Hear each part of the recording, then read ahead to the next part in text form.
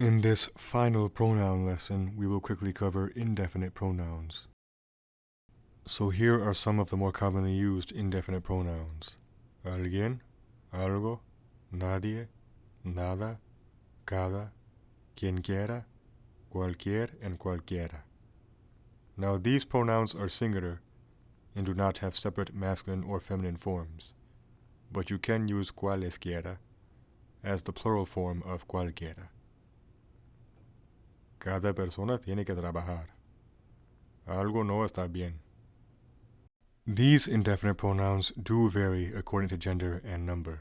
Algún, alguno, alguna, algunos, algunas, ningún, ninguno, ninguna, ningunos, ningunas, mucho, mucha, muchos, muchas, todo, toda, todos, todas.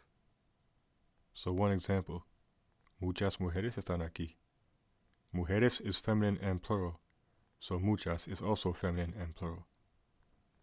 And be aware that double negatives are used in Spanish and are not considered grammatically incorrect like they would be in English.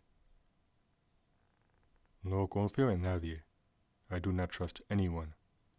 So despite no and nadie both being negative, they do not cancel each other out.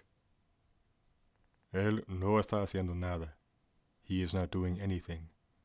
No and nada are also negative, but they do not cancel each other out. With that, we have completed all the lessons on Spanish pronouns. As I always say, if you could please do me a favor and share this video series with your friends and teachers, I would very much appreciate that. And that is all for now, so until next time.